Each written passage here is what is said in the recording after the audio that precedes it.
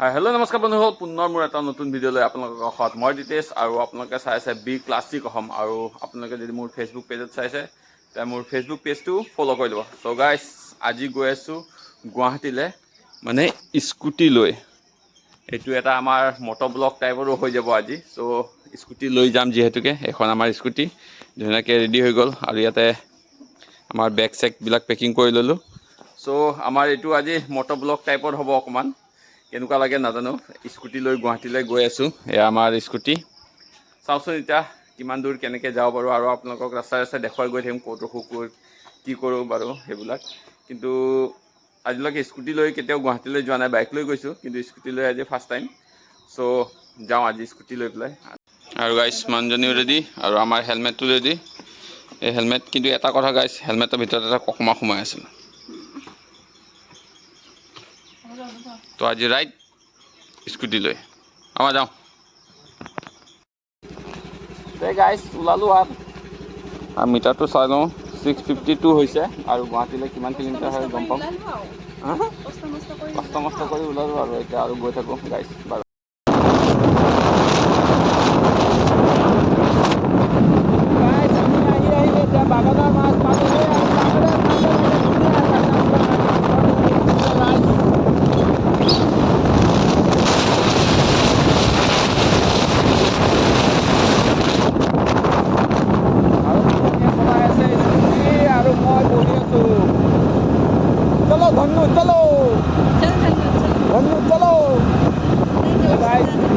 বহি আছোঁ অলপ পিছত মই চলাম।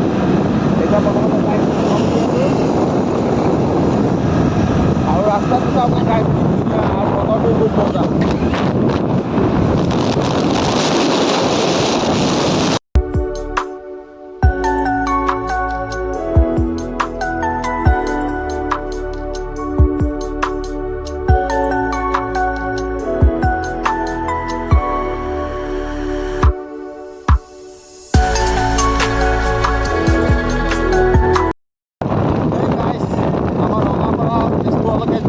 ইমান স্পীড ব্ৰেকাৰ গাইজ, এই দেখিছে গাইজ, পকৰ বিষাই গৈছে বহি বহি। এনেকুৱা স্পীড ব্ৰেকাৰ মুঠতে আমাৰ ৰঙাপাৰাৰ পৰা তেজপুৰলৈ যোৱা ৰাস্তাত স্পীড ব্ৰেকাৰে স্পীড ব্ৰেকাৰ, বহি বহি পকৰ বিষাই গৈছে গাইজ। ইয়াত আৰু বাপৰে বাপ স্পীড ব্ৰেকাৰ প্ৰতি বিষাই গৈছে গাইজ, বহুত বিষ, অৱস্থা বেয়া স্পীড ব্ৰেকাৰত। গাইজ আহি পালোঁ তেজপুৰ, কিন্তু মিছন চাৰিআলি নাপাওঁতেই তামাম জাম এই ফ্লাইঅভাৰৰ কাৰণে। আগফালে এখন মস্ত ডাঙৰ ট্ৰাক গৈ আছে, লগতে বম ধূলি, আৰু গাইজ বোলে বম জাম এটা।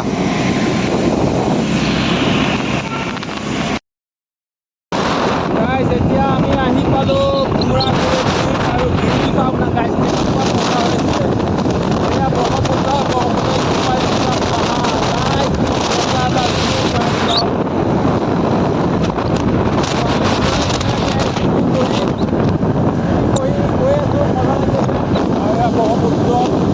মহাবাহু ব্ৰহ্মপুত্ৰ। আৰু আমি এনেদৰে চলাই আমি যোৱা নাই গুৱাহাটীলৈ, তো আজি ফাৰ্ষ্ট টাইম গৈ আছোঁ আৰু ভাল লাগি আছে। আৰু ব্ৰহ্মপুত্ৰৰ মাজভাগ দেখোন ওলাই গৈছে, পানীয়ে নাই। এয়া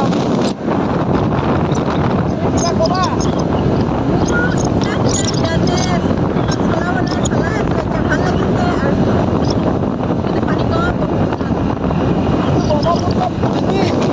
বাৰিষা দিনতো ব্ৰহ্মপুত্ৰৰ মাজত পোৱা মাটি ওলাই গৈছে গাইছে, চাওক ক'ব নোৱাৰোঁ।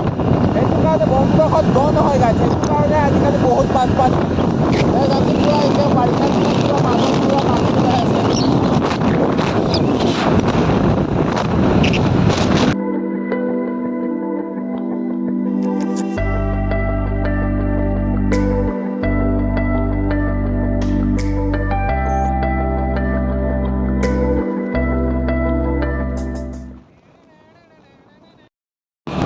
আমি আহি এতিয়া মৰিগাঁও পালোঁ, আৰু এই ৰ'দত নোৱাৰি গাইজ, কম গৰম। এয়া হৈছে নগাঁৱৰ মৰিগাঁও যোৱা ৰাস্তা এইটো।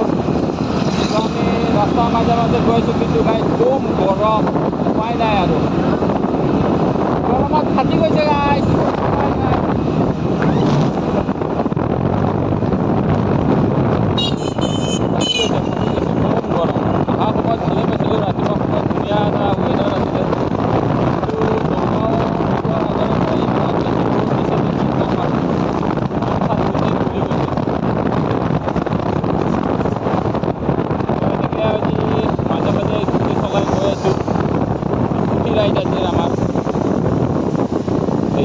জায়গাত আয়া আয়া আপোনালোক গাইজ আমাৰ লগত থাকক আৰু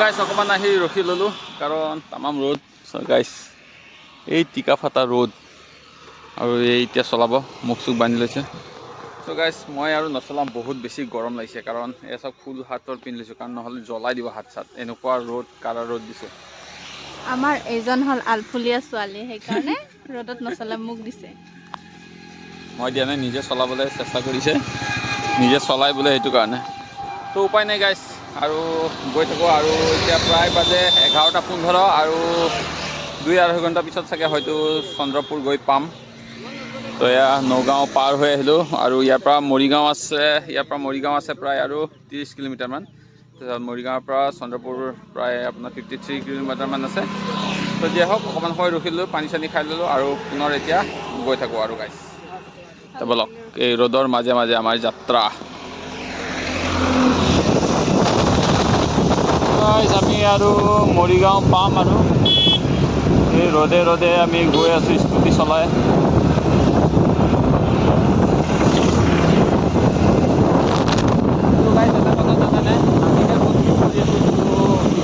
এতিয়াও পথাৰত এনেকুৱা কাম কৰিছে ইমান ৰ'দতো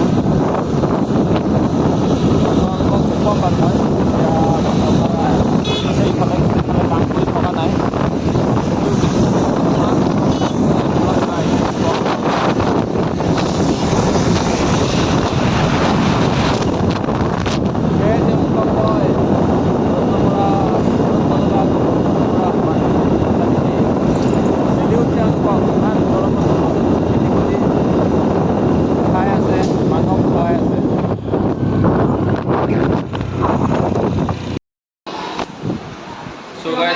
আহি পালোঁ মৰিগাঁও বহুত ভাগৰ লাগিছে আৰু ৰাতিপুৱা প্ৰায় একো খোৱা নাছিলোঁ খালি অকণমান চাহ আৰু বিস্কুট খাই আছিলোঁ প্ৰায় বাজে 12:15 মান মুড়ি আৰু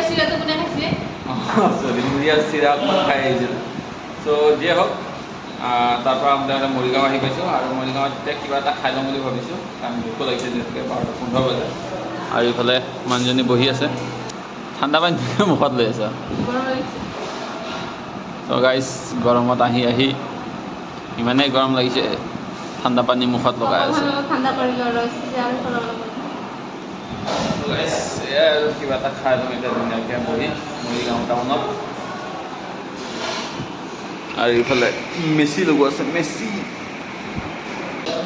গাইজ আমাৰ ফাইনেলি খানা আহি গ'ল চাওমিন চিকেন চাওমিন ধুনীয়াকৈ লৈ লৈছোঁ আৰু এটা কেম্পা লৈ লৈছোঁ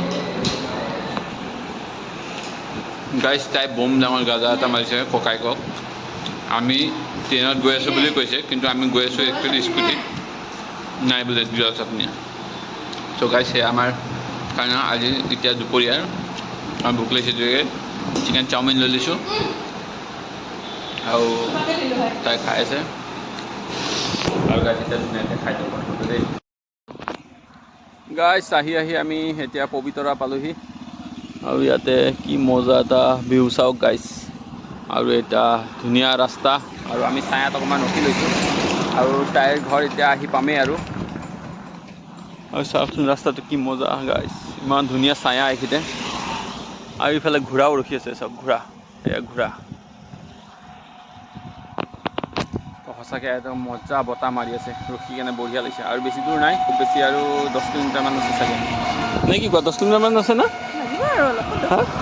10 মিনিট আৰু অলপ লাগিব ন পবিতৰা পাইছোঁহে আৰু হয় নাই ঘৰ আহি পাইছে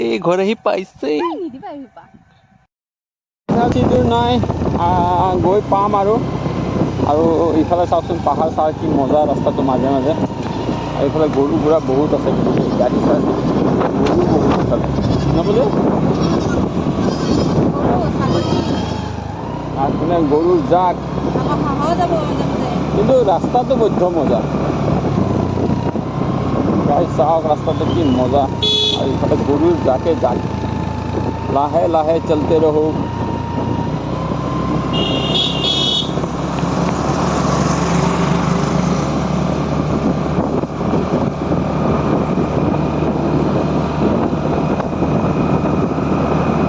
বহুত দিনৰ পিছত মাৰ ঘৰলৈ আহি আছা কেনেকুৱা লাগিছে বহুত বেছি ভাল লাগি আছে সেই ভাল লগাটো বুজাব নোৱাৰি আৰু ভাষাত বুজাব নোৱাৰি ছোৱালীবিলাকে বুজি পাই যাব বিয়া হোৱা ছোৱালীবিলাকে নে কি মাৰ ঘৰত অহাৰ মজা ছোৱালীবিলাকে গম পাই যাব বিয়া নহ'লেও যোনে দূৰত থাকে সিহঁতে মানে গম পাব আৰু ঘৰত অহাৰ ফূৰ্তি বা সুখটো কেনেকুৱা হয় সেইটো সিহঁতে গম পাব চ' গাইছ আমি গৈ পাম আৰু বেছি দূৰ নাই খুব বেছি আৰু 3-4 কিলোমিটাৰমান আছে ঘৰলৈ গৈ পোৱালৈকে এবাৰো গৈ থাকোঁ গাইছ ফাইনেলি ঘৰ আহি পালোঁ চাওঁ চুলমনটো গাইছ ফাইনেলি 5.5 ঘণ্টাৰ মূৰত ঘৰ আহি পালোঁ কেনে